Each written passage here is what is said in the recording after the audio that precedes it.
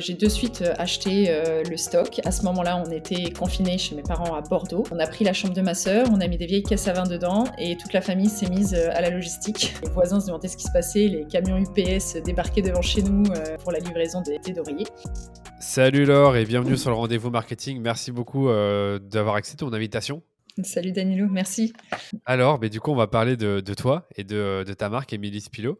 Est-ce que tu peux peut-être nous parler un peu de comment tu as démarré, comment tu t'es lancé il y a bientôt 4 ans, je pense. Oui, bien sûr. Donc en fait, j'ai commencé il y a 3 ans, justement, pour être exact, donc en mars 2020. Donc en mars 2020, en fait, j'avais En déjà timing. anticipé en timing, voilà, j'avais déjà anticipé, fait des shootings photos avec mes copines du basket, etc. J'avais trouvé mes fournisseurs en amont. Je crée mon site Shopify on va dire en une semaine. Le site Shopify de l'époque qui était très très rudimentaire. J'ai fait vraiment tout ce qu'il fallait à la mano, on va dire. Et là, donc, je lance mes pubs début mars. Et ça marche. En lançant mes pubs, en fait, je m'étais formée avec une petite formation pour avoir le minimum. Et donc, je lance. Et puis là, première commande, deuxième commande. Et en moyenne, j'avais 3-4 commandes par jour avec un budget assez réduit. Et sauf que là, Covid. Donc, Ouais, Covid, plus aucune commande. ouais. Et voilà, j'ai failli tout laisser tomber, en fait. Mais 2 semaines après, je relance les pubs en me disant: «Les gens, ils sont chez eux, peut-être qu'il y a un pouvoir d'achat qui est plus grand finalement qu'avant» Ouais. et là, c'est reparti comme jamais. C'est un peu tout ce qu'on s'est dit, mais c'est incroyable déjà comment tu l'expliques. C'est que voilà, tu as préparé un peu en avance ton concept. Donc, tu nous expliqueras dans 2 minutes qu'est-ce que tu proposes sur Émilie Spilot. Tu as créé un site Shopify avec tes propres moyens et directement après, tu as lancé des publicités. Alors qu'il y en a qui Ouais. vont dire oui, il faut d'abord créer une marque, il faut parler de son projet autour de soi, il faut peut-être, je ne sais pas, on va faire quelques partenariats, etc. Mais toi, tu as directement lancé la publicité. Mais peut-être avant de nous expliquer pourquoi tu as lancé si rapidement en publicité, euh, qu'est-ce que tu proposes avec Émilie Spilot et quel a été un peu Mmh. le déclencheur qui fait que tu as voulu créer cette marque? Ouais. Donc Émilie Spilot, je l'ai créée parce qu'en fait, il y a une dizaine d'années, j'avais eu une chute, de cheveux et je cherchais une solution, j'ai un peu cherché toutes les solutions qui étaient possibles pour améliorer ma texture, du cheveu et j'avais lu les bienfaits de la thé d'oreiller en soie, donc j'en avais acheté une. Je pense à l'époque, il y avait quasiment pas d'acteurs en France, donc je l'avais acheté à l'étranger. Et en fait, j'ai été bluffée dès les premières nuits, vraiment, enfin, du confort de dormir sur une thé d'oreiller en soie. Mes cheveux, en effet, il y a eu vraiment des bienfaits sur mes cheveux, la peau tirait moins, donc j'étais vraiment satisfaite de ce produit. Et j'en parlais à toutes mes copines. Je disais, mais vous connaissez pas la thé d'oreiller en soie, c'est vraiment un truc de dingue. Et en fait, 10 ans après, quand vraiment l'envie de l'entrepreneuriat s'est fait ressentir et que j'ai voulu me lancer, je savais que je voulais me lancer en e-commerce parce qu'il y avait de la liberté, possibilité de bosser d'un peu n'importe où. C'est vraiment ce qui m'a tiré là-dedans. Et après, je me suis dit, OK, bon, bah, c'est bien beau, mais quel produit? Donc, j'ai eu pas mal de produits. D'ailleurs, j'ai fait des tests. J'ai lancé une société qui faisait des meubles à assembler en kit, etc. Mais bon, je me suis vite rendu compte que la logistique, ça allait vraiment pas être possible de ce côté-là. Oui. Et et là, en fait, je me suis dit: «Mais la thé d'oreiller en soi, ça fait 10 ans que tu en utilises une, tu adores ce produit et bah, teste et apporte un nouveau discours autour de ce produit qui est vraiment le discours autour du bien-être et de la beauté et c'est un produit qui peut marcher». Mais j'en avais aucune idée à l'époque, hein. J'étais novice en e-commerce, voilà, mais je me suis dit: «C'est un produit que tu aimes, donc tu pourras en parler, tu es ta première cliente». Ouais. Donc j'ai lancé les pubs, avec ce discours-là autour du bien-être et de la beauté Ok. et ça a pris. D'accord, vraiment en monoproduit, enfin, le parcours classique d'INVB, c'est un produit que j'utilise déjà.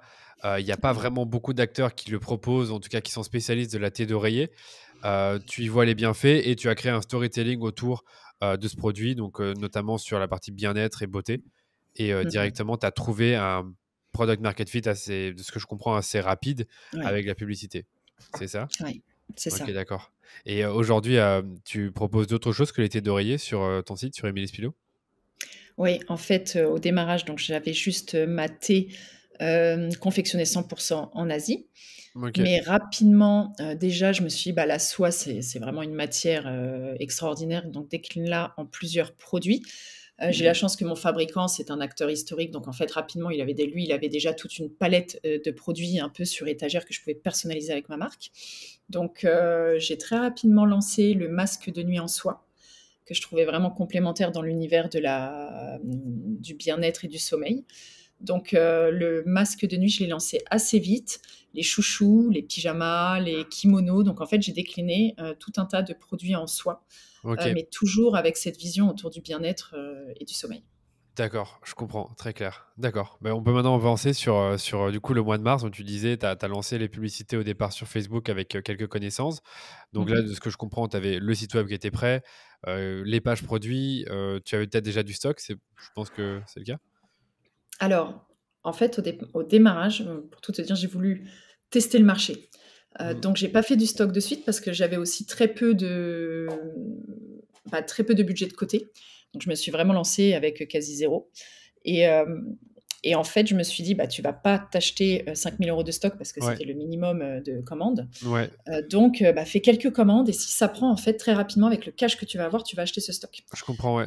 Donc, j'ai fait, si on peut dire, j'ai peut-être commencé en direct, ce qui s'appelle, je pense, un peu du dropshipping, tu vois? Mais Oui, bon, bien moi, je sûr. l'ai jamais vraiment qualifié comme ça parce que j'étais jamais partie vraiment dans cette idée-là de faire ça, mais c'était juste pour tester le marché. Mais que les clients te reçoivent quand même un produit. Donc après, je suivais la livraison, je leur expliquais, et cetera. Et quand j'ai vu que ça prenait et que j'ai eu assez de cash, j'ai de suite, ça a été mon premier investissement, c'était dans le stock. D'accord, compris. Ok. Donc, j'ai de suite acheté le stock. À ce moment-là, on était confinés chez mes parents à Bordeaux. Oui, On a pris la chambre de ma sœur, on a mis des vieilles caisses à vin dedans et toute la famille s'est mise à la logistique. ça c'est incroyable, Et hein. on recevait, je pense, les voisins se demandaient ce qui se passait, les camions UPS débarquaient devant chez nous, voilà, pour la livraison des thés d'oreiller. Il y en avait beaucoup, Ouais, quoi. C'était pas juste une ou deux caisses, c'était beaucoup ouais, ça allait plus. vite quand même, deux, trois gros cartons qui arrivaient. Voilà, c'était des demi-palettes quasiment. Donc Oui. voilà, ça arrivait, on mettait ça, on triait par couleur, par taille. On faisait l'extract Excel avec les logiciels qui permettent de faire la logistique sur Shopify nous-mêmes. Et c'est comme ça que c'est parti. Ok, très clair. Donc, revenons sur Facebook Ads. Donc, tu as Ouais, repris tu as repris les campagnes à partir on va dire, fin mars avec le ouais, Covid. Et comment ça s'est passé à ce niveau-là? Tu as vu que ça continuait à bien prendre. Donc, je suppose que tu as augmenté tes budgets. ouais. Donc fin mars, je relance. Je pense que j'étais à peut-être 50 euros par jour. Ok. À ce moment-là, je ne savais pas tout ce qui était acquisition, donc audience froide, audience chaude. Donc moi, je faisais très large. Euh, et ça a même très bien marché. Mais à ce moment-là, en fait, moi, vu que je n'avais pas d'expérience là-dessus, quand j'avais presque 4 de ROS, je supprimais la pub. Je disais: «Ah, celle-là, elle marche pas, 4 de ROS, c'est pas bon». Alors qu'aujourd'hui, on sait qu'à 4 de Ouais. ROS, en fait, on est tous ultra contents. Ah, la plupart des marques Mais seront contentes. La plupart. Surtout, voilà. enfin, après, peut-être que, je sais pas si tu pourrais nous expliquer un peu comment tu calculais toi ton ROS minimum, etc. Parce que c'est toujours intéressant de le savoir. Ouais. Hem, ouais, en fait, le ROS minimum, je l'ai calculé assez vite, parce que je trouve que c'est un des préceptes, enfin, quand on se lance en pub, Ouais. faut vraiment connaître son ROS mini. Donc voilà, je sais plus si c'est la marge, là en direct, mais j'ai bien calculé ma marge Oui. rapportée donc au prix TTC. Donc je connais mon ROS minimum et dès qu'en fait, je m'en rapprochais un peu trop, je me disais: «Bah non, là ça vaut pas le coup, je préfère privilégier celles qui font 6 ou 7 parce qu'à ce moment-là, c'était presque ça, quoi. D'accord, oui. Ouais. J'avais rapidement des pubs qui étaient sur ces ROAS-là. Heu et heu et bon, bah, c'est ce qui fait que très rapidement j'ai augmenté, j'étais à 50 euros par jour et puis, à un moment donné, je suis montée à 1 000 € par jour mais là, je me suis arrêtée, je sais pas, j'ai eu cette barrière psychologique de me dire, alors que j'avais encore des bons résultats, de me dire: «Non, 1 000 € là, c'est bien, après tu vas trop inonder le marché et les gens, ils vont en avoir marre de toi donc arrête-toi là». Ouais, je comprends, c'est vraiment intéressant. Donc, tu es passé de 50 à 1 000 € par jour. Tu as une idée de l'horizon de temps que ça a pris pour arriver à ce niveau-là? Ça a pris environ, 4 mois, mais c'est 4 mois. surtout ce qui a été, un peu un game changer, c'est quand, en fait, j'ai fait appel à un pro sur les publicités Ouais. et lui, il m'a de suite dit: «Bon, bah, on va, tripler, quadrupler tes budgets». Donc je lui ai un petit peu laissé la main sur le compte et c'est là où vraiment, bah, j'ai dépassé la barrière psychologique même du 100-200 € par jour et on a de suite été assez rapidement à 1 000 par jour. Ok, je comprends. D'accord. Et là, ton ROS, il a, je suppose, bien baissé. Il devait être aux alentours enfin, du minimum. Ouais, il s'est rapproché du minimum, après on était encore entre 3 et 4. Ok, d'accord. C'était pour me situer entre 3 et 4, c'était quand même très Voilà. correct. Ok. Ouais, D'accord. ouais, Ok. c'était correct, ouais, c'est sûr. Ok. C'est intéressant. Qu'est-ce que j'allais dire du coup? Et comment s'est passé ces 4 premiers mois du coup en plus de la publicité? Qu'est-ce qui t'occupait en fait à ce moment-là en tant que Ouais, dirigeante d'un e-commerce en croissance? hem, donc en fait, ce qui s'est passé, c'est que déjà, j'avais mes parents qui m'aidaient à la logistique à ce moment-là, mais ça prenait encore, pas mal de temps et en fait, j'étais occupée à structurer justement ma boîte en me disant: «Bon, bah, la situation que mes parents fassent la logistique». Alors je pense qu'en termes de coût, on était sur le meilleur coût que j'ai jamais connu, hein, voilà. Oui. Mais je me suis dit: «Bien sûr, c'est pas périn», donc j'ai cherché des logisticiens. J'en avais trouvé un bien d'ailleurs, assez rapidement, qui a été un bon propulseur aussi dans mon business. Après, c'était vraiment structuré, trouver le SAV, trouver la bonne personne au SAV, trouver la bonne personne après qui allait s'occuper de mes approvisionnements parce que c'est très, très chronophage en fait, bah, de suivre les stocks, d'avoir les bons niveaux de commande, de suivre les livraisons parce qu'entre l'Asie et la France, forcément, il se passer plein de choses, sur les livraisons, donc il faut vraiment piloter ça de très près. Structurer l'aspect financier. Voilà, c'était vraiment la mise en place et le développement produit aussi, comment augmenter mon panier moyen, comment faire du cross-sell, du post-sell, de l'upsell, toutes les techniques aussi qui font qu'on arrive à gagner en marge. Ok. Il était à combien ton panier moyen au départ? Il était à 60. Ah, il était déjà à 60 €. C'était quand même pas mal pour un Ouais, il début était avec un pas loin. monoproduit. Ouais, C'était ouais, sympa. ouais, ouais. Ok. Ouais, il était Aujourd'hui? autour de 60 parce que les gens très rapidement en fait ont acheté 2 thés d'oreiller. Ouais. Et aujourd'hui, il se situe entre 90 et 110. Ça, c'est très bien ça. Et donc là, évidemment, tu nous expliqueras peut-être le travail que tu as fait pour arriver à ce niveau-là en 3 ans. Tu l'as quasiment doublé. Donc Mmh. ça, c'est intéressant aussi. Mais je pense à l'époque, tu as l'air de dire au début, le but, c'était vraiment de structurer un maximum la logistique, l'aspect financier. Tu avais délégué tout doucement la partie ads donc sur Facebook. Donc Oui. on parlera aussi de la partie Google, parce que tu m'as dit que tu en fais aussi aujourd'hui. Mmh. Et toi, de ton côté, ben, est-ce que tu faisais d'autres choses pour développer la marque? C'est-à-dire, il y a un peu le site, l'identité, ce qu'on Mmh. raconte. Ça, c'est un travail que tu as fait aussi au début. Est-ce que tu as Ouais, pris le c'est temps de un le faire? travail que j'avais fait de suite. J'avais fait la page «Qui sommes-nous?» dès le démarrage de la marque.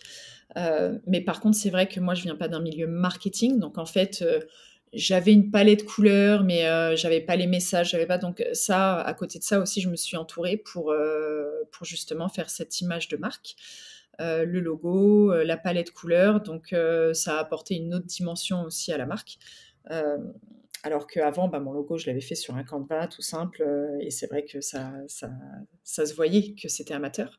Donc Ok. ça aussi, ça a été une étape importante où j'ai vraiment Ouais. professionnalisé l'image de marque. J'ai retravaillé mon discours aussi sur, le «Qui sommes-nous?». Donc ça, j'ai pu le faire que dans un moment, on va dire, très inspiré dans le voilà, dans le quotidien et dans l'opérationnel. En fait, ce genre Ouais. de choses ne vient pas. Moi, ça, c'est une de mes techniques que j'utilise où je pars de temps en temps, vraiment, je coupe tout et je vais dans des choses qui me permettent d'être inspirée sur ce genre de sujet et de sortir, de produire voilà, des histoires, l'histoire de la marque aussi et d'où ça vient. Ouais. Ah, c'est impressionnant ça aussi. Mais c'est vrai que tu as l'air d'être sur tous les fronts, et je trouve que l'aspect marque, on dirait que tu n'avais pas eu forcément beaucoup de temps de le travailler. Et pourtant, tu as eu très vite une bonne traction parce que tu avais, disons, les éléments minimum viables, donc le logo, la page Qui sommes-nous, une histoire autour Mmh. du produit. Je ne sais pas si tu te mettais en avant sur le site en racontant un peu, bah, toi, comment tu avais découvert la tête d'oreiller. Très peu. Je le fais plus maintenant parce que je pense qu'en fait, pour les DNVB, c'est essentiel. On n'a pas le pouvoir de traction et la base de données des énormes marques. Donc en fait, je crois qu'aujourd'hui, quand les gens achètent chez des DNVB, ils achètent avant tout des histoires et des personnes, Oui, derrière ça, quoi, derrière un produit. Donc moi, je l'ai toujours dit, j'ai été ma première cliente et c'est pour ça que j'ai lancé mon produit. Donc je crois que c'est parler aussi de cette expérience à mes clients. Donc le «Qui sommes-nous?», je l'ai retravaillé. Au départ, on disait «on», enfin je mettais vraiment tout le temps à la troisième personne. ouais, ok. Voilà, je suis passée aussi plus à la première personne. Sur Instagram, il y a maintenant des photos de moi avec mon histoire où je me mets un peu plus en avant et je Super. pense que c'est important. Ça a été aussi je pense que ça fidélise aussi d'un certain côté la clientèle. Ouais, et ça, tu l'as fait la première année ou les années suivantes? Ça, j'ai commencé vraiment à m'y mettre, on va dire, la deuxième année, à moi plus me mettre en avant, plus raconter mon histoire et la première année, non, ça a été plus ce travail de charte graphique, et de ton de marque et D'accord. finalement qui est venu assez naturellement parce que je voulais utiliser le ton que moi j'utilise. Hem, voilà, j'ai pas pris une grosse agence de marketing ou quoi que ce soit parce qu'en fait, encore une fois, je trouve que la marque, parfois, c'est aussi la fondatrice, le fondateur, qui va apporter le bon message. Même avis que toi. Je suis pas à l'aise avec ça, en fait, de vraiment déléguer totalement la définition de la marque à une agence, même s'ils disent oui, vous le faites avec nous. On aime bien quand ça vient directement de nous. Donc, c'est Oui, important ce côté-là. Mais comme tu dis, il y en a qui viennent du milieu du marketing qui sont très forts pour ça. On pense à oui, Respire, etc., où bien sûr. quand ils ont réussi à créer des marques très fortes et des communautés. Puisque j'en parle, la communauté, est-ce que c'est un truc sur lequel tu as misé ces derniers temps? Puisqu'au début, tu as démarré sur la publicité, donc je pense qu'il n'y avait pas de communauté. Est-ce qu'aujourd'hui, c'est un truc Mmh. sur lequel tu mises plus? Je mise plus totalement. Enfin, en fait, la communauté aujourd'hui, je le dis souvent, community is key et j'ai une belle base email aujourd'hui, justement qui a été possible aussi grâce à la publicité Facebook, tout ce que Ouais, j'ai fait en publicité. J'ai pu construire cette base de clients et aujourd'hui, je l'utilise, via les newsletters, via tout ce qui est le tunnel, d'acquisition aussi par email. Là, on met en place un programme de fidélité. Je pense qu'il faut vraiment aujourd'hui, avec l'augmentation des coûts d'acquisition pour s'en sortir, je crois qu'il faut énormément s'appuyer sur la communauté. Ça, c'est une des clés, en fait, pour les DNVB. ouais. Ok, c'est clair. Et pour revenir Et sur quelque la... chose qui est très bien, je Ouais, trouve, dis-moi. excuse-moi, je te coupe, mais parce que je me disais Vas-y. sur le fait que j'ai pas pris d'agence de marketing, je pense aussi qu'il y a quelque chose quand on entreprend qui est pas mal, en fait, c'est de pas avoir beaucoup de budget. Et là, au moins, bah, ça fait poser vraiment les bonnes Ouais, je questions suis et d'accord là avec où on toi. met le budget. Ben, ça, Et du fait que, voilà, ouais, J'allais dire, toi, tu as la particularité de t'être lancé avec très peu de fonds. Il y en a, bah, voilà, ils injectent directement 10, 15, 20 000 euros directement de leur poche. En tout cas, c'est ce que certains commerçants m'ont dit. D'autres qui font une levée de fonds. Toi, tu n'as pas fait mmh tout ça. En fait, tu as attendu. Et ce que moi, ce que j'aurais fait aussi si j'avais été à ta place, c'est tu as attendu d'avoir un truc qui marche en ayant des commandes avant de mh. réinvestir l'argent qui a été généré pour acheter du stock. C'est Ouais. quoi pour toi les bénéfices de s'autofinancer vs de s'autofinancer vs se faire financer. Est-ce que tu vois, est-ce que si aujourd'hui tu devais refaire les choses, est-ce que tu garderais cette méthode-là ou tu préférerais te financer, sachant que tu sais que maintenant le produit marche? Mmh. Je pense que je partirais sur la même base. Après, je sais que ça ne serait pas donc c'est-à-dire en m'autofinançant. J'irai pas chercher des financements extérieurs de suite. Ça, c'est plus dans un deuxième temps. Heu, voilà et c'est très bien d'aller après s'appuyer sur des financiers, mais en fait, de toute façon, je voulais même pas me lancer là-dedans parce que, de base, je partais un peu perdante sur ce sujet en me disant: «Personne va me prêter, j'ai pas d'expérience en entrepreneuriat, j'ai pas vraiment de sécurité derrière à leur proposer, donc en fait, tu dois y aller, solo» et je pense qu'aujourd'hui, ça aurait été la même chose. Je serais partie comme ça, sauf qu'à la différence, je n'aurais pas pu bénéficier de ces coûts d'acquisition qui étaient moindres, lors de mon lancement, qui m'ont permis de vraiment faire décoller la marque. Aujourd'hui, enfin pour les DNVB qui se lancent aujourd'hui, je pense que c'est quand même beaucoup plus compliqué, du moins sur l'acquisition. Il faut, utiliser, pas mal de leviers, être vraiment sur tous les fronts. Là où Ah moi, j'ai ouais, eu la c'est chance sûr. de pouvoir bénéficier de Meta à ce moment-là. C'est sûr. Ouais, non, ça sur le coup, t'étais très bon timing, ça coûtait pas encore trop cher et surtout, la concurrence, elle était plus trop élevée parce que c'était le Covid. Et en plus, ça, l'intention d'achat Mmh. était élevée puisque les gens, ils étaient chez eux. Oui, Après, j'ai une belle oui, histoire que j'ai encore en tête de 900 Care que tu dois peut-être connaître.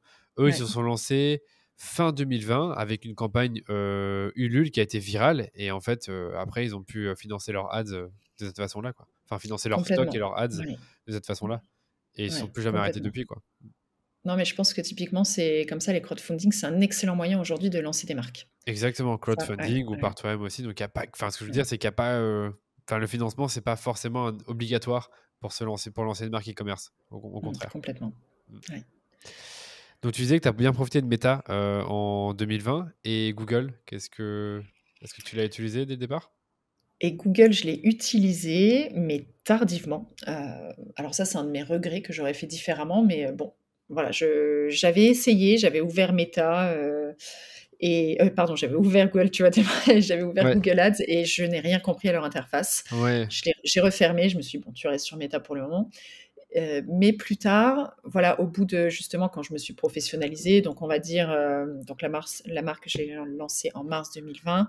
Je pense que Google est arrivé vers septembre, septembre-octobre 2020 Ok. Et là, j'ai eu aussi des bons résultats. Donc finalement, aujourd'hui, et ça a fait un peu un vase communicant progressivement. C'est Google qui a pris le dessus, notamment avec l'augmentation des coûts d'acquise. C'est plus sur Google aujourd'hui que je mets le budget que sur Meta, Ouais. du moins en ce moment. Mais voilà, ça c'est presque inversé. Et bon, bah, si j'avais lancé Google avant, je pense que ça aurait été bénéfique pour la marque et ça aurait très bien marché. Ouais, d'accord. Ok, d'accord. Et qu'est-ce qui marche sur Google actuellement? Alors, bah, ça, c'est ma freelance qui pourrait t'en parler mieux que moi parce que vraiment Google, c'est quelque chose que j'ai mis de côté, que j'ai décidé de déléguer et je regarde juste les KPIs. Très marrant. Ok. Hem, mais ce qui marche, enfin, c'est le nouveau, Google, Performance Max. Perf Max, quoi, ouais, voilà. Ok, d'accord. C'est comme. Enfin, je pose la Et question parce que j'ai l'impression que c'est ce que j'entends partout maintenant. C'est Performance Max, ouais, qui met les produits dans Shopping, dans Search, un peu partout et qui gère tout ça à ta place. Ok, ouais. d'accord. Et sur Meta, c'est quoi un peu les apprentissages que tu as eu les premiers mois? Alors sur Meta, 1er mois, enfin voilà, je faisais cold. Après, j'ai commencé à intégrer donc le Retargeting? retargeting, vidéo view, faire vraiment même le cold, warm, hot. Donc voilà, je le faisais un peu moi-même au départ. Après, donc j'ai pris un freelance.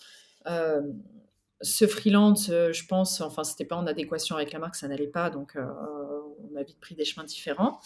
Et après, je suis passée en agence. Ouais. Enfin, j'ai testé l'agence là en fin d'année dernière. Et donc, bah, je crois qu'ils ont fait leur max, mais le contexte fait que ça ne décollait pas plus finalement que comme moi je m'en occupais. Ok. Donc, j'ai décidé temporairement là de reprendre ça. Donc, aujourd'hui, c'est moi qui fais mes campagnes sur Meta. Et pour en gros tout simplifier, parce que faire la créa, c'est ce qui prend vraiment du moins de mon côté, le plus de temps.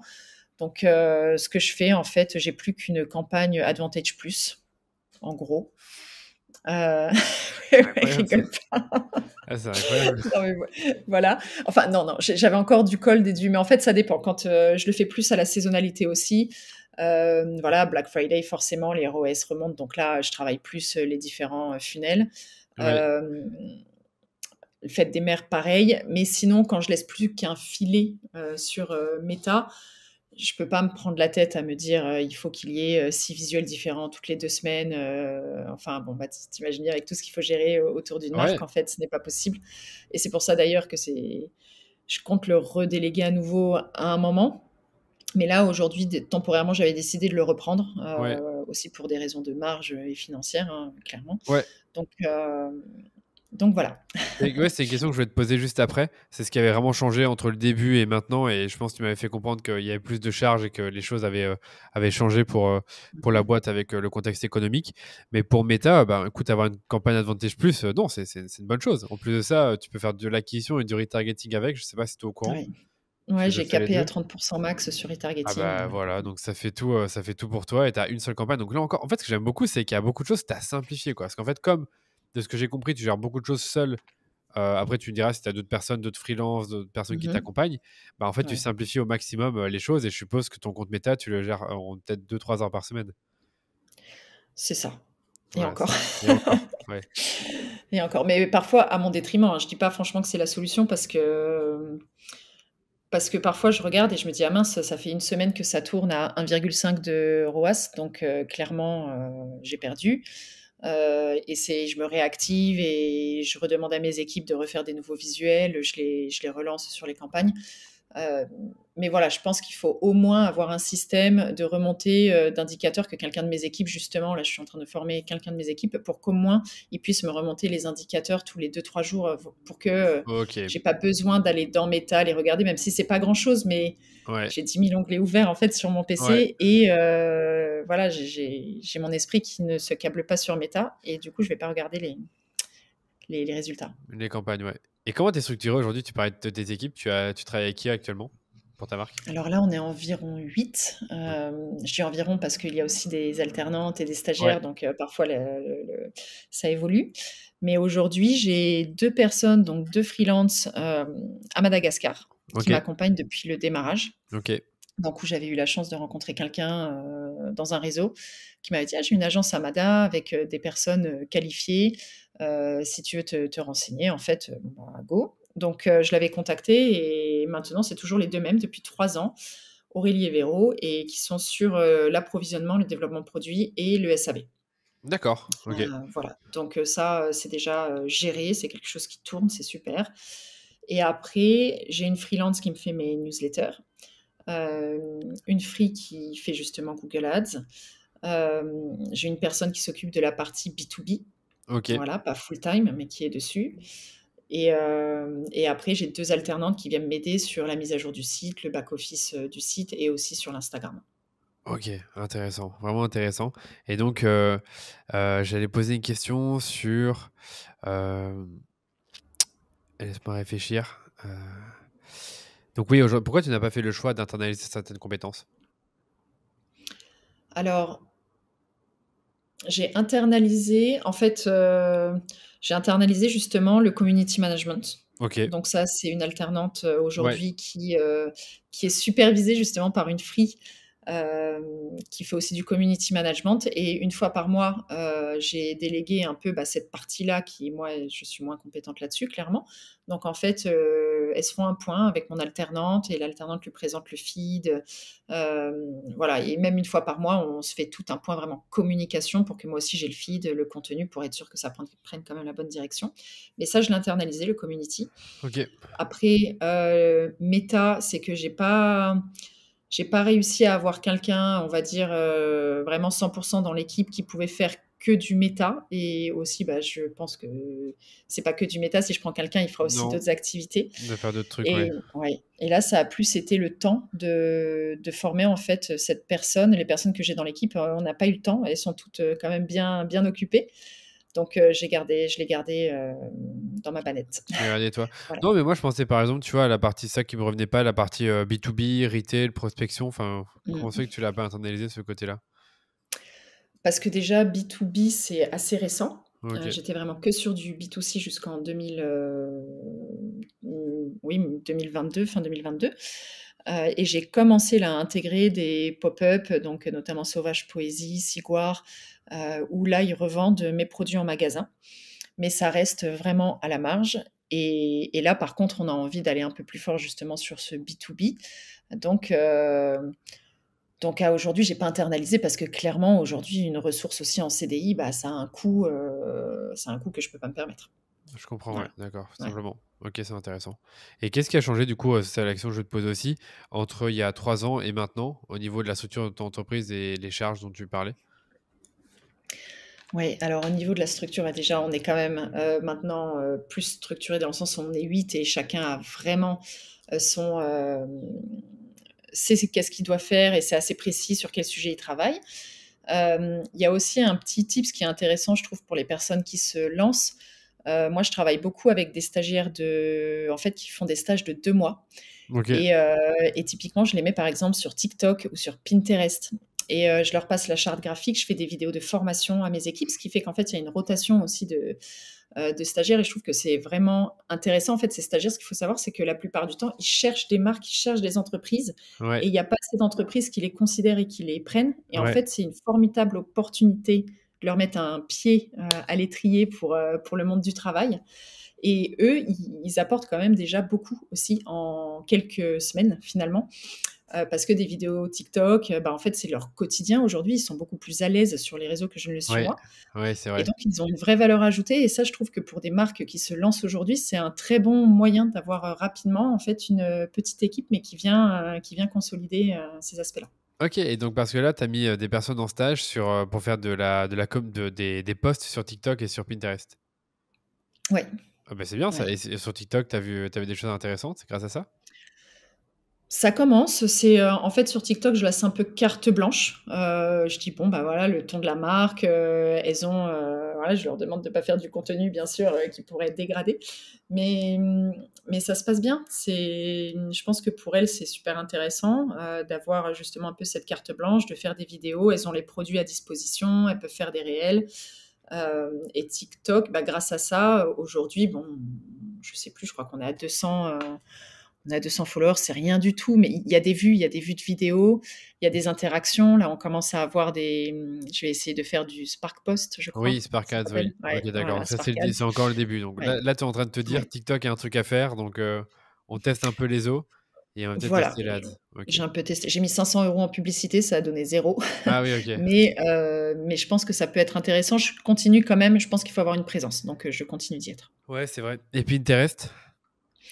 Et Pinterest, ça avait bien marché il y a 2 ans quand je m'étais lancée dessus pendant le Covid. Puis je sais pas si c'était la remontée, de la data qui était fausse, mais ça s'est arrêté. Je voyais plus de data qui remontait, donc j'ai coupé là les dernières a enfin on va dire les 20 derniers mois. Et là, ça y est, je relance avec un freelance qui se dit spécialiste de Pinterest et c'était assez intéressant. Il a vraiment juste cette approche hyper focus sur Pinterest. Donc je vais voir ce que ça donne. Même sur l'organique, il a retravaillé les tableaux. Voilà, il a aussi formé mes équipes sur Pinterest pour que derrière, elles puissent mettre en organique des pins pertinents. Donc voilà, on va voir ce que ça donne. Mais j'ai relancé ça il y a 3 semaines. Ah, il y a 3 semaines, donc c'est pas encore trop. Ok, Ouais, d'accord. Ouais, c'est un beau non. chantier. Intéressant. Bah, c'est vrai que Pinterest, beaucoup disent que ça marche bien en haut du funnel parce que Oui, enfin, l'audience sur Pinterest c'est principalement féminine, plus de 35 ans, donc il y a quand même des chances d'aller chercher des personnes qui ne te connaissent pas encore. Et pour ouais. la converse, enfin, quand je dis haut funnel, c'est parce que les gens font des recherches, etc. Et bas de funnel, Mhm. donc à voir si tes audiences sont assez bien populées comme dans Facebook ou Google, donc à voir. D'accord. Mhm. Ok. Tu as d'autres canaux d'acquisition que tu as activés en plus de tout cela? Alors non, là déjà, je crois que voilà, c'est donc Google, Meta, Pinterest, TikTok, mais très peu en publicité. Pour le B2C aujourd'hui, non, je crois que c'est tout. Ok, d'accord. Après, bien sûr, je suis bien référencée, donc l'organique, je l'avais aussi travaillé. Ah, ça c'est Donc sur intéressant ça. le thé d'oreiller en soie, aujourd'hui, je suis en première page avec, bon, bah, avec les concurrentes, hein. On est 5-6 à être très présente sur le marché. Mais voilà, on est en première page et ça aussi, ça sécurise d'un certain côté un certain niveau d'acquisition, enfin de Ouais. cash aussi. Donc ça je n'avais pas compris ça. Donc tu as déjà des concurrentes sur la thé d'oreiller en soie qui Oui. sont là depuis, qui étaient là avant toi ou qui sont arrivés après? Alors il y en avait peut-être, 1 ou 2 quand je me suis lancée, et je crois qu'il y en avait qu'une qui était d'ailleurs, française et quand je me suis lancée, 2-3 mois après, il y en a pas mal, qui ont fleuri. Je pense qu'en plein covid, elles étaient aussi un peu comme moi et Ouais. qu'elles se sont dit: «Bon OK, ça a l'air d'être un bon produit, lançons-nous». Donc voilà, il y a d'autres concurrentes qui sont arrivées après sur le marché. Donc je pense que ça a double tranchant, que d'un certain côté, ça a aussi amené à une meilleure connaissance de la thé d'oreiller en soie et à développer la connaissance du produit. Mais d'un autre, ça m'a appris bien sûr aussi des parts de marché. D'accord, ouais, c'est Voilà. ça, j'en doute pas. Ça a pris des parts de marché, ce qui fait que tout doucement, tu as commencé à diversifier un peu ta gamme.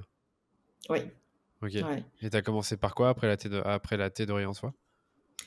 C'était le masque, Le je crois que masque. c'était le masque de sommeil. Mais très rapidement aussi, je voulais avoir, déjà pour me diversifier, mais surtout parce que c'est quelque chose qui m'importait. Je voulais aussi avoir une, confection en France. Ok. Donc, la soie aujourd'hui, bon ça vient d'Asie ou du Brésil, enfin il y en a pas en France, hein. Oui, On n'utilise pas de voilà, c'est connu il y pour a pas ça, ouais. d'élevage de verre à mûrier, en France.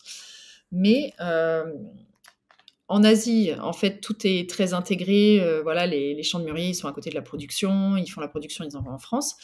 Mais là, je demande juste à ce qu'ils envoient le tissu, donc j'ai créé une gamme, confection française et donc la confection française est envoyée dans des ateliers dans le nord de la France, qui sont aujourd'hui vraiment des partenaires de confiance et donc j'ai ces 2 gammes, donc vraiment la gamme, thé d'oreiller Asie 100 et la thé d'oreiller confection française. Donc où la Ok, couture clairement d'accord. se fait dans un atelier en France. Ouais. Heu, Parce que c'était important pour moi d'apporter de la valeur aussi, locale. D'accord. Et ça, c'est un truc sur lequel tu as communiqué dans tes publicités? Je suppose que ça a dû toucher notre clientèle?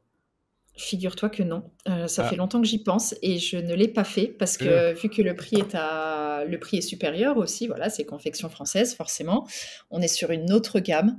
Donc en fait, je fais toute ma publicité sur la thé d'oreiller 19 Môme, qui est ok. aujourd'hui à 64 € et je ne la fais pas sur la thé d'oreiller française qui est à 89. parce que j'ai peut-être ce frein de me dire: «Les gens, ils vont moins acheter sur du 89». Ah Donc je ouais, préfère d'accord. tout orienter sur ma thé, qui est la moins chère des 2. Ah d'accord, ouais, c'est intéressant. Tu fais directement comme ça, OK. Ouais, À voir, peut-être qu'il faut faire une campagne séparée et voir ce que ça donne. OK. peut-être. OK, d'accord. Ouais. Et sur tes réseaux, c'est un truc dont tu as quand même parlé, je suppose? Oui, par contre, sur les réseaux, sur les newsletters et elles partent plutôt bien, alors que je ne fais pas de publicité dessus. Bah ouais. Après, c'est parce qu'aussi de façon organique, j'ai créé 1 ou 2 articles de blog maintenant qui remontent bien dans la recherche thé d'oreiller en soie made in France, par exemple. Donc les gens me trouvent aussi via ce biais-là Ouais, OK. et après via les newsletters et cetera. Et niveau organique, tu as travaillé ça comment? Donc tu disais que tu as fait des articles de blog? Tu as fait d'autres choses? J'ai fait quelques articles de blog, j'ai bien renseigné toutes mes balises sur Shopify, Ouais. assez tôt. Bon, bah, j'avais pris quelque chose qui analyse aussi les mots-clés, Mango Tools, donc j'utilise ça et c'est là où je me suis dit: «Bon, bah, tes mots-clés, c'est ça, tu les balances partout sur le site». Même dans des endroits où on n'a pas l'idée d'en mettre, donc voilà et petit à petit mais c'est pas ça qui m'a fait monter en première page. En fait, ce qui m'a fait vraiment monter en première page, c'est quand je suis passée sur, j'ai eu un reportage M6 OK. et le reportage M6 a drainé, je pense que ça a fait fois 100 par rapport à mon trafic habituel. Ouais. Et là, Google, je pense qu'il m'avait déjà, un peu référencée Ouais. et ça m'a fait passer avec tout ce trafic, je suis passée en première page. Je pense que j'étais en deuxième et troisième et ça m'a fait sauter en première. Ah, c'est intéressant ça. Mais j'avais déjà entendu qu'il y a certains, signaux qui indiquent à Google que tu as un site, ben, justement qui a de l'autorité, Mmh. qui propose du contenu qualitatif et ça peut te faire monter dans les résultats de recherche, de ce que je sais. Après, je sais pas si tu as eu des backlinks suite à ce reportage, mais tout ça, ça peut jouer. Ouais, non, j'ai eu des beaux backlinks aussi. J'avais eu Marie-Claire qui a OK. publié un article dans les premiers mois du lancement de ma marque, où j'étais encore chez mes parents, avec le stock, à la mano. Ouais. Et ça aussi, ça c'est là où je suis passée peut-être de la 10e page, parce que j'avais créé mon site 3 mois avant, Ouais. à déjà la 2e ou 3e page. Ouais. Et ensuite, voilà, le passage sur M6, là, je suis passée en première. C'est vrai que maintenant que tu le dis, la presse, c'est vraiment important. Pas seulement pour la notoriété, pour pardon, la crédibilité, Mmh. mais aussi pour avoir des bons backlinks. Et ça, c'est des Mmh. choses que tu as travaillé directement ou c'est venu à toi? C'est-à-dire, elles t'ont contacté en disant on aime bien ta marque, on aimerait bien t'interviewer? Non, elles m'ont contactée. Waouh, c'est trop bien. J'ai même, la reporter, d'M6 qui m'avait contactée en me disant: «Bon, bah, écoutez, je vois votre marque partout, les influenceuses, Facebook. Bon, bah, voilà, je vous appelle». Mais elle était presque un peu énervée de me dire: «Bon, bah, je vous vois partout, je vous appelle, hein, voilà, c'est avec vous, que je vais faire une interview». Waouh, Et c'est incroyable. je dis: «Bon, bah, OK, très bien». Mais voilà, et Marie-Claire, c'était aussi sur les réseaux via Instagram, alors que j'avais pas encore fait, franchement, mon compte Instagram ne ressemblait pas à grand-chose à ce moment-là, mais rien que d'avoir communiqué, d'avoir fait ça, ça a attiré le regard des médias. D'accord. C'est vraiment intéressant, mais en fait, tout a démarré avec la publicité, quoi. Donc, Oui, et pour moi, j'envisageais pas de lancer une marque, autrement. OK. Pour Oui, moi, c'est vrai que c'était maintenant que je j'y pense, crée mon site, je lance mes pubs, ça va avec, en fait, j'avais pas vu ça autrement. mais qu'est-ce qui a fait que tu t'es dit, dès le départ: «Je vais investir dans la publicité» et ne pas, construire de manière organique? Je t'ai pas posé la question au départ. C'est vrai, j'aurais peut-être dû. Je voulais que ça aille vite. De OK. manière globale, je suis quelqu'un qui est beaucoup dans l'action, Ouais. qui aime avoir des résultats rapides. Donc en fait, je me voyais pas, attendre des mois et je voulais de suite aussi, tester mon produit. Donc il y avait rien de mieux que la publicité pour pouvoir tester le produit. Du moins D'accord. sur ce délai-là, Oui, c'est vrai, sur le délai de quelques semaines, que j'avais en tête. que tu avais en tête, ouais et quand tu l'as testé, tu avais testé différents messages ou non? Le message était toujours autour, du bien-être, de OK, la beauté, donc aussi que c'était mieux pour les cheveux, que ça n'irritait pas la peau. C'était toujours orienté vers, voilà, vers un axe OK, beauté et je pense que là-dessus, j'étais une des premières à l'aborder, ouais, ce message marketing et c'est ce qui fait aussi que ça a pris. OK, donc ce que je veux dire, c'est que tu savais déjà plus ou moins le message que tu voulais adresser, tu l'as pas testé en mettant 10 messages différents? Non, Non, c'était plus ou moins toujours autour de cet univers-là. OK, ouais, d'accord, super. Tu parlais aussi d'influence? oui. Est-ce que comment c'est passé à ce niveau-là? Parce que c'est aussi un autre métier, c'est un autre sujet. Est-ce que tu l'as Mmh. activé en 2020, 2021, 2022? Alors, je l'ai activé quand même assez rapidement. Je pense que 3-4 mois, donc mars 2020, je lance la marque. Je pense qu'en juin, juillet, je me dis, il faut aussi que tu sois sur l'influence. Sauf que je n'avais pas de réseau en influence. Donc, je ne savais pas trop à quelle porte frapper et j'avais pas assez d'abonnés sur ma page pour intéresser des influenceuses.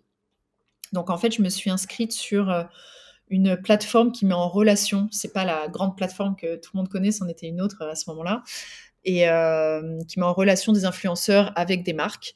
Et vu que ces influenceuses étaient quand même au fait des bienfaits de la thé d'oreiller, j'ai eu pas mal de candidatures.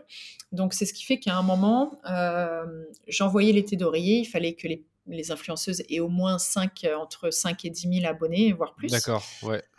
Et donc j'ai été pas mal repostée grâce à ça en influence. Donc c'était assez intéressant de commencer par là, surtout quand on n'a pas de réseau en influence, utiliser Ouais, ces plateformes et lancer des campagnes, c'est bien. d'accord, donc tu as utilisé une plateforme. C'est vrai que je sais plus laquelle. Il y a Meta qui parle toujours de la sienne depuis des mois, enfin peut-être même depuis l'année passée ou celle d'avant. Ah oui, Mais je la connais jamais, je même sais pas. même pas si Mmh. elle existe vraiment, mais ils disent toujours oui, il y aura une plateforme pour mettre en relation les marques et les influenceurs. C'est le Brand Collab Manager, un truc comme ça. Mais Ouais, toi, je même pas sais que tu vas entendu utiliser parler non autre plus. chose. Et tu te rappelles un peu de ce que. Il devrait faire de la pub. Bah ouais, c'est clair. Toi, tu as utilisé, tu te Heu, rappelles un peu la plateforme? Parce qu'il y en a tellement en alors en plus. fait, ouais, c'était Influence for You. Je sais plus s'il Ah oui, s'appelle encore comme ça, ça me dit quelque mais chose, c'était ouais. ça et pour 900 € par mois, une campagne, en gros, c'était un fixe de 900 par mois. Ouais, Les influenceurs postulaient à mes campagnes et ouais, moi j'envoyais des produits, donc je leur offrais les produits et ils parlaient de la marque après sur, leur réseau et c'était assez pratique parce que finalement, il y a le statut produit envoyé, produit reçu par l'influenceur, post publié et les influenceurs devaient mettre leurs stats ouais. et ça aujourd'hui quand on multiplie les influenceurs, aujourd'hui je travaille plus avec ces plateformes, je suis pas mal en direct avec eux, mais en fait pour suivre, les activités, c'est costaud. Ouais, Qui a reçu le produit, qui a posté, c'est ça. quel stat il y a eu, bon Mais là, voilà. comme tu dis, sur Influence for You, c'était fait pour toi. Tu voyais le produit reçu, produit. Ouais, Ok, ça c'est trop bien. ouais. En fait, ce que j'aime bien dans tout ce que tu m'as raconté, c'est que pour chaque point en acquisition, tu t'es pas pris la tête, quoi. Tu as fait des choses assez simples sur Facebook, puis Mmh. après sur Google, tu voulais pas t'ennuyer, donc tu as pris directement une freelance. Sur l'influence, tu as été sur une plateforme. Pour le SEO, tu as fait des articles de blog, vraiment des trucs simples. C'est tu t'es dit, OK, il y a un trou pour tout ce qui est thé d'oreiller en soi, je vais faire un article qualitatif là-dessus. Et en fait, Mmh. il y en a qui vont pas penser forcément comme toi et qui vont se dire, ben, pour faire l'influence, il faut que je recrute un expert en influence, peut-être en Mmh. CDI. Pour faire du SEO, il faut que je recrute la grosse agence SEO qui va gérer toutes les balises de mon site, qui va me faire des articles. Pour Ouais. la publicité, je dois faire un truc hyper complexe avec 15 campagnes différentes et éventuellement me faire aider par une agence. Toi, tu n'as pas Mmh. du tout eu ces réflexes-là, et ce que je trouve vraiment intéressant, d'autant plus que tu disais au départ que tu n'avais pas trop d'expérience, donc vraiment top. Vraiment, Ouais. j'ai rien à dire là-dessus, c'est incroyable comment tu as fait les choses. Vraiment, c'est. Non mais merci. Non, non, mais je pense que vraiment le fait de pas ouais, de pas avoir trop de budget, c'est une des meilleures Ouais, écoles aussi. D'être, dans l'action, je crois que c'est aussi où rapidement, voilà, que ça soit via un crowdfunding aujourd'hui ou, en lançant des pubs, c'est vraiment ce qui fait on sait de suite si la marque en fait ça ouais, prend pas. Si ça prend pas, bah, il faut un peu adapter le message, mais bon, si ça fait 10 tests, 15 tests que l'on fait, faut peut-être mettre en stand-by, reconsidérer un peu toutes les cartes sur la table et repartir, de 0. Mais voilà, moi, c'est vraiment comme ça que j'avance. Ouais, ouais, je suis d'accord. Tu as une idée, tu testes, tu vois si ça marche pas, tu es ouais, dans l'action et ouais, voilà, tu veux pas non plus, tu vas pas passer 12 mois dans le développement d'un produit ou 12 mois à préparer un plan marketing. ouais, Ok. ouais C'est quoi et les conseils d'ailleurs, que. parce Ouais, vas-y, vas-y. non, mais non, c'est qu'aujourd'hui, bah, je te l'avais dit, j'accompagne des marques aussi en développement, Ouais, ouais, et je pense qu'il y a beaucoup de il y en a beaucoup qui essayent de se dire qu'ils sortent et qui ont peut-être la chance d'avoir aussi un certain budget, qui se disent: «Bon allez, sur les 2-3 prochaines années, si je vis pas de ma marque, c'est pas grave», ouais, et du coup qui mettent des choses, qui ne sont pas forcément, qui vont pas droit au but, qui vont prendre des heures à faire des vidéos, par exemple produits, ou qui vont prendre un designer pour faire des petites vidéos animées. Mais en fait, alors qu'ils ont même pas encore de traction, pas de base client. ouais. Heu, donc pour moi, c'est pas ça. C'est je leur dis, par exemple, en tant que fondateur, fondatrice, déjà, vous vous mettez de suite en avant plutôt que d'aller chercher un designer, j'adore les designers, mais qui voilà, qui va faire une vidéo que vous allez payer 500 €, alors qu'en fait, ce qui marche le plus aujourd'hui, vous prenez votre vidéo, vous parlez de votre produit, vous mettez ça Smartphone. sur les réseaux. Ouais. voilà, aller droit au but en fait. Ne cherchez pas forcément à tout déléguer en plus au démarrage. Je trouve important aussi qu'il Ouais, faut internaliser un maximum de compétences au départ, ce qui fait que derrière, on peut reformer, on peut garder la main aussi. ouais. Après, il y a des choses sur lesquelles on peut totalement abdiquer, comme j'ai fait sur Google par Google, exemple. ouais. Mais sur la plupart, c'est quand même important de comprendre ce qui se passe à tous les niveaux dans son business. Ouais, c'est ça. J'ai l'impression que c'est un conseil que tu pourrais donner aux personnes qui démarrent, c'est au départ d'essayer un maximum de gérer le marketing, la logistique, Ouais, les finances, ouais, la marque aussi, le développement. ouais, Ok. ouais. Alors que à l'inverse, certains se disent directement, bah, ça, il faut que je délègue, ça, il faut que je recrute quelqu'un. Parce que toi, je pense aujourd'hui, si tu perds certaines personnes qui t'aident actuellement, tu pourrais quand même reprendre la main sur ces sujets, même si tu travaillerais 24 heures sur 24, mais au moins tu pourrais reprendre la main, quoi. Oui, ouais, ouais, c'est ça. Ok. Il y a un autre truc dont on a parlé tout à l'heure au début du podcast, c'est la partie panier moyen. Donc, tu le sais, Mhm. aujourd'hui, si tu fais la publicité sur Facebook, sur Google, etc., avec un panier moyen qui est faible, donc je vais dire en dessous de 50 euros, c'est un peu compliqué. Donc, à l'époque, tu étais à 60 euros, c'est ça? Oui, Ou 60 euros, donc c'était tout j'étais autour de juste 60 euros. autour de 50-60 même, ouais. 50-60, en sachant que Facebook, ça coûtait moins cher. Tu dis que tu as Ouais. développé un tout petit peu ta gamme de produits. Est-ce que ce sont les seules choses que tu as faites pour augmenter ton panier moyen ou est-ce qu'il y a d'autres petites Mm. optimisations que tu as pu faire sur ton site pour avoir un Ouais. panier moyen plus élevé sur tes campagnes? Non, en fait, j'avais fait un graphe de corrélation avec, l'augmentation de mon chiffre d'affaires. Oui, Je m'explique. ouais, ouais, En fait, je m'étais dit, le chiffre d'affaires, si pour calculer le chiffre d'affaires d'une DNVB, d'une marque e-commerce, ouais, c'est le trafic. Il faut prendre le trafic fois le panier moyen fois le taux de conversion et en exactement, ouais. gros, ça nous donne le chiffre d'affaires, grosso modo. C'est ce qu'on dit tout le temps, ouais. Voilà. Donc moi, je me suis dit: «OK, tu vas jouer sur ces 3 leviers». Donc l'acquisition, bah, j'ai fait en sorte, enfin le taux de conversion, de mettre un max d'infos sur ma page produit, pour que les gens n'aient pas à aller se balader partout et qu'ils aient pas mal d'infos et qu'ils aient plus qu'à acheter. Donc simplifier le parcours client. Donc j'ai un bon taux de conversion, tu vois, qui se situe entre 2 et 3. Ok, c'est bien. Heu, donc pas mal. Mais ça, je l'ai augmenté aussi dans le temps en faisant ces ajustements. Après, le trafic, forcément, ça, c'était en développant les publicités, passage sur M6 et cetera. Et panier moyen, donc là, panier moyen, je me suis dit: «OK, tu es qu'à 50-60, comment tu peux l'augmenter?» Et c'est là où j'ai lancé une offre pour acheter les thés d'oreiller par 2, pour inciter les clients à acheter par 2 aussi les thés Voilà, d'oreiller. ouais, Donc j'ai mis ouais. les packs en place et ça a augmenté, et j'ai aussi augmenté les tarifs, hein. En fait, quand j'ai commencé, j'avais oublié d'intégrer les frais marketing. Non, mais vraiment la débutante, hein. Je Ah m'étais bah, dit: «Bon, j'avais pris tous mes coups, je m'étais dit: "C'est bon, ça te laisse une petite marge, tu peux y aller, tu lances"». Sauf que très rapidement, les coûts marketing, bon, bah, sont rentrés, dans le jeu et je me suis dit: «Bah, non, en fait, ça va pas du tout passer». Donc j'ai dû réaugmenter le coût du produit, enfin le prix de vente du produit. Je crois que j'avais commencé à 44, donc assez rapidement, je l'ai passé à 49, puis finalement à 59 et c'est ce qui fait donc déjà, il y a pas de secret, ça a forcément augmenté mon panier moyen et de 2 j'ai lancé, les lots pour, que mes clients aient un avantage à acheter par 2. Donc je fais moins 15% en fait sur le lot quand ils m'achètent 2 thés d'oreiller. À partir de 2 thés, il y a moins 15. Donc ça a incité oui, à mettre plus de produits aussi au panier d'accord. Et ça, je et suppose que finalement quand tu cliques pour ajouter un produit au panier, automatiquement, Shopify propose d'en ajouter un deuxième pour avoir la réduction ou c'est pas comme ça que ça se fait? non, même pas, j'ai essayé des petits modules et tout qui font ça, mais ça n'a pas vraiment marché. Donc en fait, j'indique partout sur le site, en dessous par exemple du bouton ajouter au panier, je mets moins 15% Ah oui, dès 2 thés achetés avec le code, happy. C'est aussi dans le header. Voilà, donc c'est assez visible sur le site, ce qui fait que les personnes l'utilisent. d'accord. Et au niveau des avis, tu utilises une plateforme d'avis pour créer la preuve sociale? Parce qu'on sait que c'est hyper important Ouais, quand tu démarres une marque d'avoir ouais. beaucoup d'avis sur tes pages produits. Ouais, bah, j'ai pris, je crois que j'ai toujours Ali Review d'ailleurs, mais il faudrait que je change. Mais, ce qui est important, c'est d'avoir un agrégateur d'avis qui est validé par Google. C'est ce qui permet aussi d'avoir, les étoiles même sur les Google Ads. Ok, Donc, typiquement, prenez pas Ali Review parce que, ouais, voilà, je n'ai pas les petites étoiles sur mes Google Ads. Donc ça, c'est un peu ça c'est embêtant, il un peu faudrait que je embêtant, change, ouais, c'est un c'est peu dans un des embêtant. chantiers.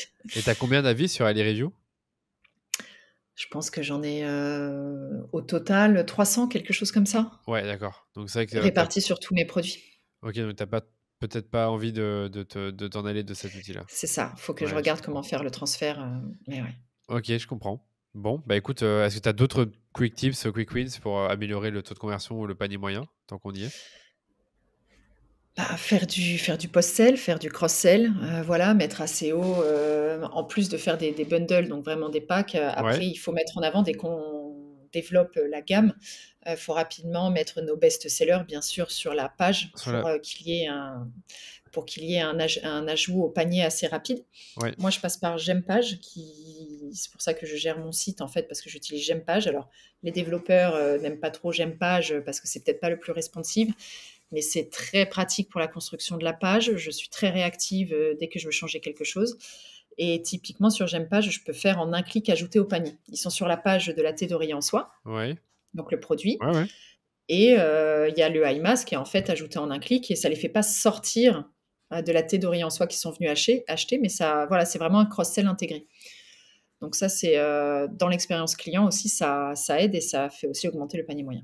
OK, je comprends. D'accord et après l'achat, est-ce que tu proposes d'acheter un autre produit, par email ou alors sur la page de remerciement? Parce qu'il y en a qui font ça parfois. Ouais, ouais, je le fais. Je fais un post-sell, avec, Ouais, OCU c'est ça. et je fais un peu la technique du more of the same. Donc Ouais, en fait, moi, ils sont venus, ils ont acheté, 1, 2, 3, 4 thés d'oreiller, et à la fin, en fait, je leur propose une thé d'oreiller à un prix, qu'ils n'auront nulle part ailleurs et dans aucune des campagnes que je peux faire de soldes ou quoi que ce soit. C'est quasi un prix qui est sans marge. Et que je peux proposer seulement à ce moment-là parce qu'en fait, les coûts fixes sont remboursés et je l'explique sur cette page parce que les clients peuvent avoir la sensation quand même, ça peut être une sensation désagréable d'avoir bah, payé oui. et de se dire: «Bah, finalement, j'arrive là et je peux en mettre une autre au panier». Mais en fait, c'est la réalité. Leur première commande a remboursé, en fait, mes coûts. Oui, Donc il y a qu'à ce moment-là que je peux offrir, ce post-sell. c'est normal. Donc je fais ça et c'est plutôt bien accueilli, en fait, par les clients. Compris, OK et donc après, bah, comme tu sais, il reste la partie email marketing. Donc, à ce niveau-là, je pense que tu l'as développé avec le temps. Tu m'avais dit que tu utilisais certains outils, pour ça. Klaviyo, Comment Klaviyo, il y en avait un autre, dont tu m'as parlé sur Kiliba. pardon? Kiliba. Kiliba, OK, d'accord et tu fais quoi avec cet outil-là? Tu peux un peu nous expliquer? Oui, alors Klaviyo, en fait, je l'utilise pour faire mes newsletters et aussi, tout ce qui est email automation, donc panier abandonné, mail de bienvenue, mail d'anniversaire, enfin tout ce qui peut être un peu automatisé sans être forcément trop invasif pour, la cliente Ouais, et donc les newsletters, toujours sur Klaviyo. Pour moi, c'est un des outils indispensables dès qu'on commence à avoir une base email, en fait, enfin une base client, en fait, l'emailing doit être une des priorités. ouais. C'est cadeau, en fait, les clients que l'on a déjà. Est-ce que tu as avant que tu continues, est-ce que tu as, en tête le pourcentage de revenus générés par l'emailing aujourd'hui? Ouais, ça dépend des mois, mais entre 15 et 25. Entre 15 et 25. OK, d'accord. Mmh. Il y en a qui vont jusqu'à 30 parfois, donc c'est quand même beaucoup, mais ça dépend des Ouais, marques, hein, bien sûr. ouais.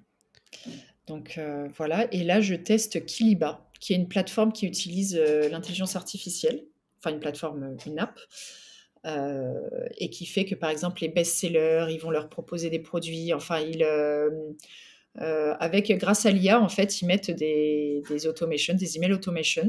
Donc là, ça fait juste un mois que je le teste et c'est plutôt positif. Donc je vais voir, ce que ça donne. Mais voilà, Donc c'est un grâce nouvel acteur, qui utilise l'IA pour l'emailing.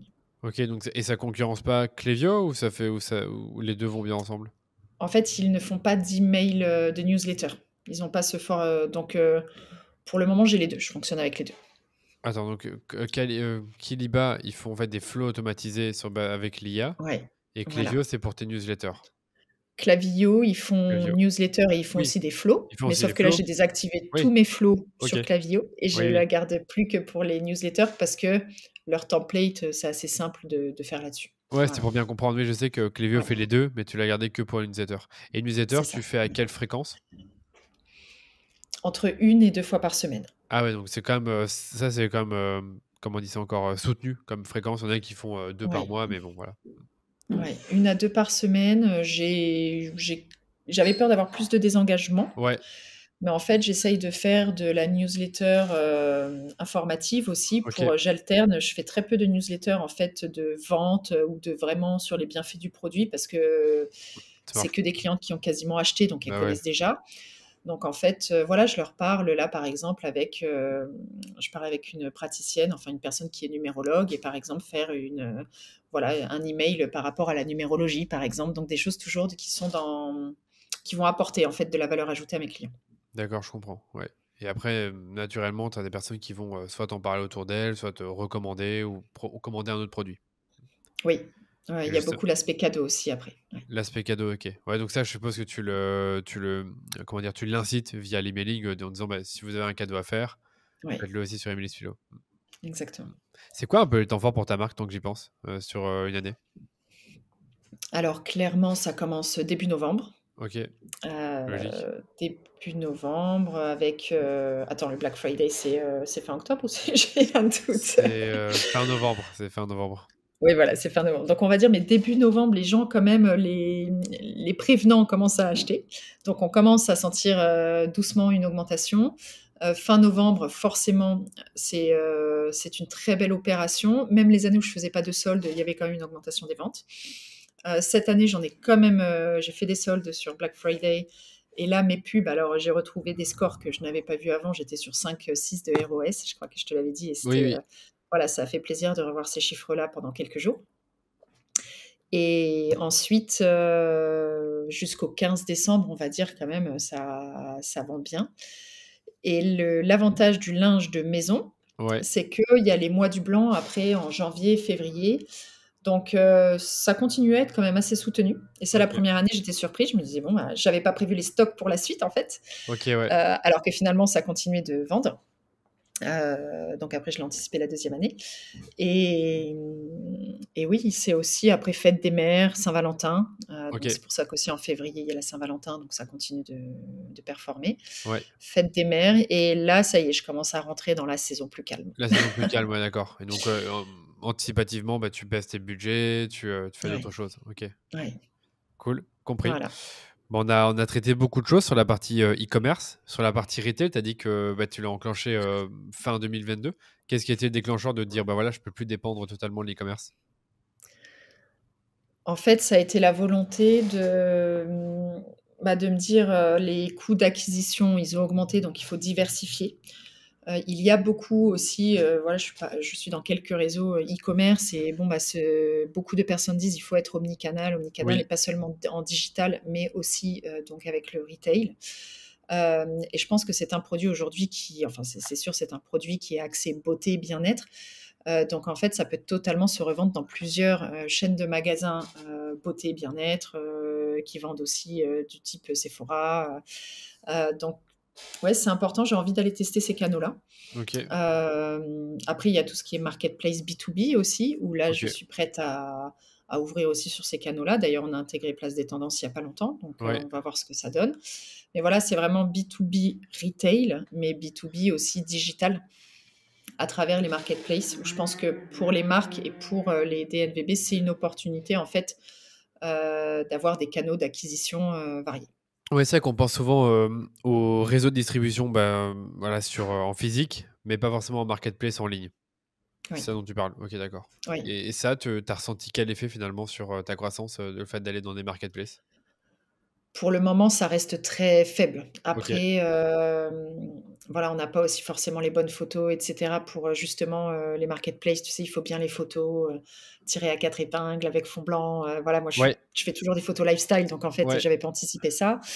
Hem, ouais, c'est vraiment, je pense, marketplace, ça va venir, mais il faut les multiplier quand même. C'est pas une marketplace qui va tout changer, ou alors si vraiment c'est la marketplace qui correspond à son business. Ouais. Mais Ether, tu es sur Amazon, non? Tu m'avais dit? Non, Ah, t'es pas sur Amazon. C'est peut-être une autre non, personne qui pas m'avait dit qu'elle sur était sur Amazon. Amazon. Alors, on hésite, parce que j'ai même des clientes aujourd'hui, en fait, que ça rassure, qui me demandent: «Est-ce que vous êtes sur Amazon?» Ouais. Parce qu'ils préfèrent acheter sur Amazon, donc je sais pas, à Ouais, voir. t'hésites Après, parce c'est que ça va te faire. Là, t'es sûr de perdre des ventes sur ton site. oui, déjà, Ouais, mais après, finalement, les ventes qui viennent sur mon site, la plupart sont drivées par de l'acquisition qui me coûte, entre 20 et 30 ou 40. c'est vrai. Donc si sur Amazon, j'arrive à me référencer, tu vois, être dans la première page, ça peut aussi m'attirer une autre source, Ah de ouais, ouais, revenus, quoi. mais tu sais, il y en a Voilà. qui disent que Amazon, c'est un des plus gros moteurs de recherche au monde aussi, hein, faut pas croire. Sauf que Ouais, là, la recherche, elle est transactionnelle, quoi. On cherche des produits à ouais, acheter, quoi. Donc, ouais. à réfléchir. Et qu'est-ce qui te fait hésiter, en fait, pour bien comprendre, d'aller sur Amazon? Bah, en fait, ce qui me fait hésiter, je dirais que j'ai une marque, voilà, moi je prône, tu vois aussi, j'étais très bien en fait en B2C, c'était très confortable en B2C Ouais, directement, mais là, ce qui m'engage à aller là-dessus, bah, c'est tout simplement que le marché a changé depuis que je me suis lancée. ouais, Juste le B2C avec, la publicité digitale, bah, c'est quand même un peu se tirer une balle dans le pied. ouais, Donc, c'est nécessaire aussi, je pense, pour, pérenniser la marque et d'être sur différentes marketplaces et Amazon est clairement ouais, dans le marché. Donc j'hésite pas vraiment, on va dire, c'est plus aussi en termes d'énergie. Voilà, faut ouais. trouver le temps parce que c'est pas rien se mettre sur Amazon, c'est un gros, gros chantier. Donc pourquoi pas se faire accompagner d'ailleurs, mais voilà, Ouais, voilà, à c'est ça. voir. C'est que tu as aussi tes priorités et Ouais, te dire si je le fais, c'est encore du temps que je prends ouais, dans ma semaine ou dans mon mois pour le ouais, faire. Sinon, si je peux pas prendre ce temps-là, je dois recruter quelqu'un. Et là, tu es peut-être pas ouais, prête à le faire tout de suite. Parce que j'ai ouais. l'impression que tu veux d'abord le faire toi et puis après le déléguer. Non, là-dessus, non, non, franchement, et puis j'ai bien lâché. En fait, moi, je prône plutôt la délégation, justement, hein. Je suis pro délégation. Après, c'est plus par défaut presque au démarrage aussi que je faisais un peu tout et je me suis rendu compte que c'était bien quand même, d'avoir la compétence un peu sur tout. Mais là, typiquement, Amazon, je peux totalement déléguer, du 1er coup et Ok, j'ai quand même quelqu'un aujourd'hui qui vient pour m'aider justement sur le développement de ces marketplaces. d'accord, ouais. Donc, une sorte de responsable de marketplace. Ouais. Ok, d'accord.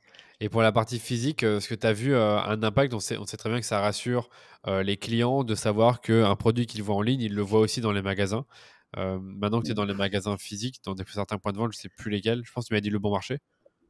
Non, bon marché, non, non, j'y suis pas, Je me trompe de personne j'aimerais alors. bien y être. J'avais Mais entendu. Ciguar et Sauvage Poésie qui sont plus des pop-up stores, donc multimarques. Ouais, Heu, donc ce n'est pas assez ouais, c'est pas assez présent, les gens ne connaissent pas assez pour que vraiment j'ai ressenti un impact sur mes ventes, voilà, en ligne. aujourd'hui, c'est vraiment à la marge. Ok, d'accord. Ok, je comprends. Après, c'est toujours des belles affiches aussi qui vont donner confiance à d'autres, justement, d'autres magasins qui vont m'intégrer en physique, d'être déjà dans ces magasins-là. Ok, d'accord. Compris.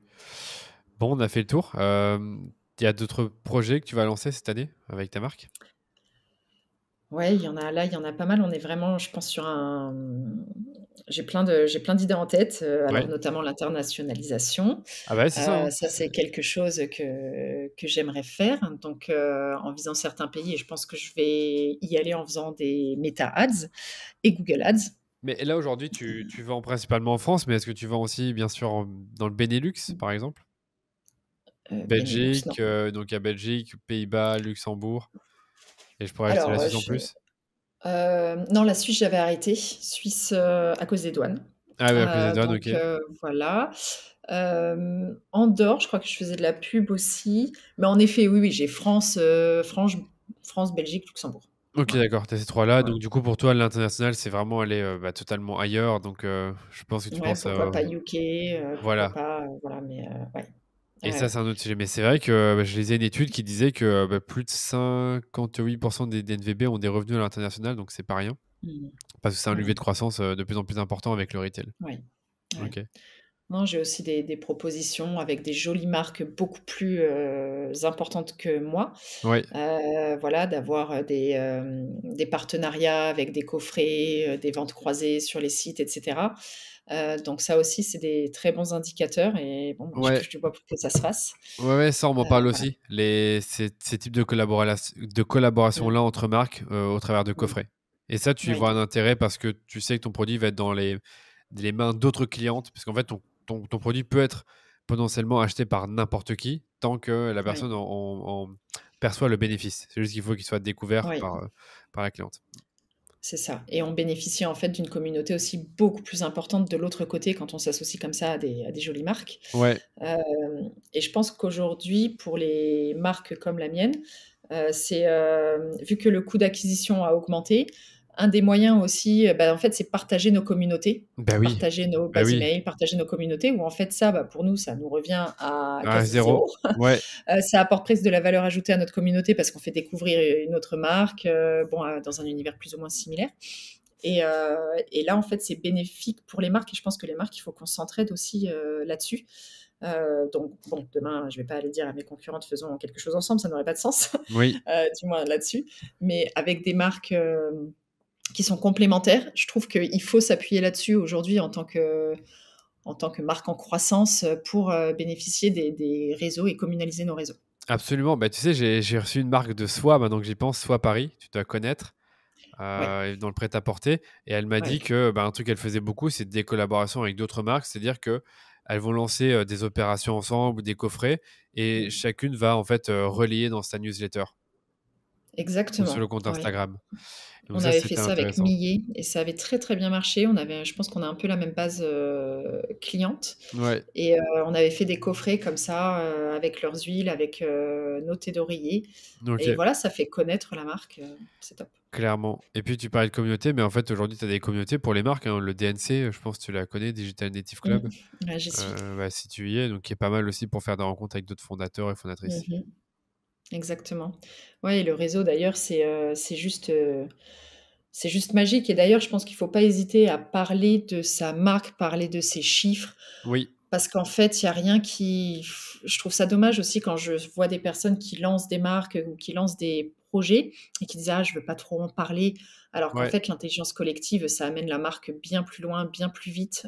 Aujourd'hui, il y a des idées d'amis qui sont dans le milieu ou d'ailleurs même pas et il m'apporte ça et en fait c'est une énorme valeur ajoutée parce que on a la tête dans le guidon, on le voit pas et aller bénéficier comme ça d'autres cerveaux en fait sur son produit, c'est juste magique. Il peut se passer bah des oui. choses assez Non, je magiques. trouve aussi, en fait, pour moi, on peut parler de quasiment tout, en fait. Le truc un peu plus tabou, c'est parler de ses marges. Je pense que c'est plus compliqué d'en parler Ouais. ou de ses fournisseurs. Mais parler de son chiffre d'affaires, parler de, je sais pas moi, les top ventes, les bonnes pratiques marketing, il n'y a aucun intérêt à ne pas le faire. Ouais, Mm. complètement. Top. Est-ce que tu Parce as un qu'au mot de la final, fin? l'ADN de la marque, de toute façon, ça, tu peux pas la piquer, tu vois? Et c'est là où, ou alors, si là, quelqu'un essaye de faire une copie, ça sera sûrement une pâle copie, parce que c'est le fondateur, c'est ce qui a été mis dedans, en fait, qui crée la marque. Donc derrière, même si tu donnes les choses techniques, ça donnera pas la même chose. Donc c'est là où, ouais, on peut vraiment partager, au contraire, ça fait grandir. Ouais, non, j'ai même pas d'exemple d'une marque qui a été copiée et que finalement, enfin, que Ouais, l'autre, voilà, enfin, le copieur a fait mieux que la marque qui a été copiée. voilà. Donc voilà. Il y a quand même de la place. Il y a quand même de la place encore Ouais, aujourd'hui pour des nouvelles personnes qui veulent se lancer. D'ailleurs, je pense que tu m'as dit que tu aidais des marques à se lancer ou en tout cas à se développer. ouais, Est-ce que c'est ça que tu fais, ouais. je pense, en plus d'Emilie Ouais, Spilo? ouais, en plus, en fait, j'ai toujours eu cette, passion un peu de l'accompagnement, de la formation et voilà et moi, j'ai eu la chance, en fait, j'ai pu aussi créer Émilie Spilo parce qu'il y a des personnes qui m'ont soutenue, qui m'ont aussi tendu la main et c'est un petit peu le retour, de tout ça donc je me suis même, mise organisme de formation donc tout ce qui est administratif, il fallait s'accrocher. Moi, aujourd'hui, je suis organisme de formation donc je peux en plus aider des marques qui se lancent ou des personnes qui ont le CPF Ah, ok, donc qui n'ont cool. pas forcément de budget aussi. Et voilà, je dis pas du tout ça pour faire ma petite pub, mais pour juste te dire qu'en fait, il y a même des moyens, si vous vous lancez, qu'il y a le CPF par exemple, ou que vous avez un OPCO qui peut financer, en fait, aujourd'hui, vous pouvez avoir des formations Hmm. voilà, qui permettent d'aller plus loin. Bah oui, c'est clair. C'est vrai que quand tu t'es lancé, tu aurais aimé avoir une formation ou un accompagnement de ce type-là pour éviter certaines erreurs? Ouais, Ouais. enfin la formation comme je fais là, qui est vraiment sur tout l'écosystème de Ouais. gestion d'une marque, ça j'aurais vraiment aimé, j'aurais été plus vite. Typiquement, Ouais. j'aurais découvert Google Ads plus tôt, Klaviyo plus tôt. Ouais. Hem, voilà, ça j'aurais bien aimé avoir quelque chose, vraiment de formation de dirigeant du e-commerce. Ouais, les fondamentaux, finalement, la Ouais, rétention, ouais, trouver les bons canaux d'acquisition, exactement. bien calculer ses taux de marge pour intégrer ensuite, le coût de la publicité. Donc, Ouais, toutes ces choses-là sont ouais, ultra importantes, ouais. exactement. Bon, bah, parfait. Où est-ce qu'on peut te retrouver si on veut discuter avec toi? Alors sur, LinkedIn, OK. LinkedIn ça marche bien. Laure Sur, Lagarde? voilà, Laure Lagarde. Sur Instagram aussi, donc j'ai mon compte, on va dire conseil que je gère en perso qui s'appelle, Dear Digital Stories. C'est là où je donne déjà quelques conseils sur le compte. Et voilà, donc c'est là où vous pouvez me retrouver, ouais. Allez, on mettra ça dans Et les avec notes de plaisir pour échanger et discuter. On mettra ça dans les notes de l'épisode, hein, on va pas oublier. Et Émilie Ça Spilo, si vous marche. voulez une thé d'oreiller en soi. Ben, merci beaucoup, Laure, pour ton temps. C'était hyper cool, hyper intéressant, comme je te disais. Franchement, c'est très rare Merci. d'avoir des parcours comme le tien, des développements aussi rapides. C'est vrai qu'on n'a pas parlé non plus, mais le chiffre d'affaires que tu as généré après un an était vraiment intéressant. Peut-être que tu le diras Mhm. aux personnes qui te Ouais. contacteront. Et en plus, encore aujourd'hui, ça se développe bien. Tu as une équipe qui est bien constituée et tu as encore le Mm. temps de faire du conseil. Donc, franchement, top, top. Merci. Merci Avec à grand toi. plaisir, avec grand plaisir. Bon, à très bientôt. Allez, à très vite, Danilo. Merci. Bonne Salut, journée. salut, bonne journée. Au revoir. Bye.